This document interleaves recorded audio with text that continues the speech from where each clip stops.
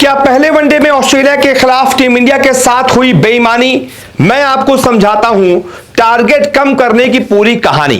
दरअसल जब हमने देखा कि पहले वनडे में बारिश ने बार बार खलल डाला और जो 50 ओवर का मैच था वो 26 ओवर का हो गया।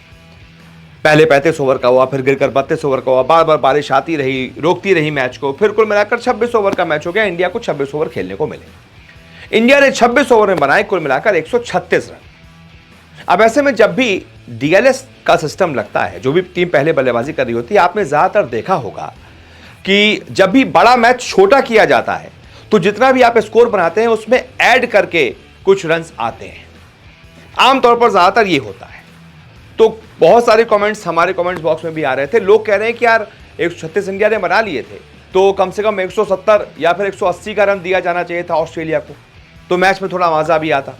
डकवर्थ लुईस, इंडिया को थोड़ी पता था कि मैच 26 ओवर का हो जाएगा। इंडिया तो 50 ओवर के हिसाब से खेल रही थी, तो उसका टारगेट 136 उसने बना दिया है, कम से कम 150-60 कर देना चाहिए था। तो ये क्या कहानी है? 160 या 170 का टारगेट इंडिया को क्यों नहीं दिया गया? उल्टा इंडिया ने जितने रन बनाए उसमें से भी काट लिया गया। इंडिया ने बनाया 136, ऑस्ट्रेलिया को टारगेट दिया गया 131 का, यानी कि मिलना चाहिए था उनको 137 का टारगेट, उनको मिला 131 का टारगेट। ऐसा क्यों? ये टीम इंडिया के साथ बेईमानी की गई है, ऐसा फैंस कह रहे हैं, जिनको नहीं पता है कि आखिरकार कैसे निकाला जाता है, ये सिस्टम क्या है डकवर्थ लुईस का। तो मैं आपको अपने रिपोर्ट पर समझाता हूं डकवर्थ लुईस की पूरी कहानी। दरअसल जब भी ऐसा कोई बड़े मैच में बारिश होती है, 50 ओवर के मैच में उस ओवर्स रिड्यूस किए जाते हैं, कम किए जाते हैं, तो तुरंत डकवर्थ लुईस का सिस्टम लग जाता है। यह सिस्टम बहुत ज्यादा कॉम्प्लिकेटेड है, इसमें मैथ्स बहुत ज्यादा लगाई जाती है, मल्टीप्लिकेशन, डिवीजन बहुत सारा होता है, बहुत सारी कैलकुलेशन डिपेंड करती है। अब उसमें आप पूरा अगर आप समझने बैठेंगे डकवर्थ लुईस सिस्टम को तो भाई 1-2 घंटा लग जाएगा, इतना तो कोई नहीं समझ पाएगा। मोटा मोटी आप ये समझिए कि इंडिया को नुकसान किस बात का हुआ? इंडिया को नुकसान हुआ विकेट ज्यादा खो देने का। इंडिया ने 9 विकेट खो दिए थे, 9 विकेट खो दिए। तो ऐसे में होता क्या है कि जब आप ज्यादा विकेट खो देंगे तो माना यह जाता है डकवर्थ लुईस में फायदा आपको तब होता है जब आपने कम विकेट खोए हो। तो वो देखता क्या है कि यार इस टीम ने 136 बनाए थे, इसके मान लीजिए 5 ही विकेट गिरे थे, यानी कि अगर ये पूरे 50 ओवर का मैच जाता तो पहले बल्लेबाजी वाली टीम पूरे 50 ओवर तक उसके 5 विकेट हाथ में थे तो ज्यादा रन बनाती। तो उसमें एक मैथ्स का एक मल्टीप्लिकेशन, डिवीजन, एक पूरा कैलकुलेशन है, वो जोड़ दिया जाता है। अब यहां हुआ क्या?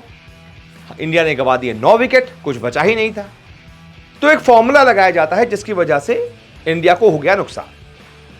मैं एक चार्ट आपको दिखाता हूं, ये देखिए, ये पूरा चार्ट है डकवर्थ लुईस सिस्टम का।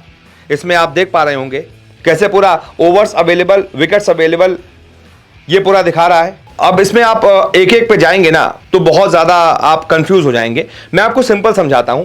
इसमें देखिए ओवर्स अवेलेबल 20, मतलब पूरे ओवर हो गए एक तरीके से। इंडिया ने पहले पूरे ओवर खेल लिए और विकेट्स गिर गए 9, 10 के बाद 9 लिखा है, उसके नीचे देखिए क्या लिखा है, 96.8। ठीक है, 96.8। अब इसको ध्यान में रखिए। अब जब आप इंडिया का स्कोर देखेंगे 136 है, 136 इंडिया का स्कोर इनटू, क्योंकि इंडिया के 9 विकेट गिर गए, उसके नीचे क्या लिखा है 96.8, मल्टीप्लाई करेंगे 96.8 से, फिर डिवाइड करेंगे 100 से, तो क्या आता है 131। बस यही टारगेट ऑस्ट्रेलिया को दे दिया गया। इस मैच से यह टारगेट निकाला गया है।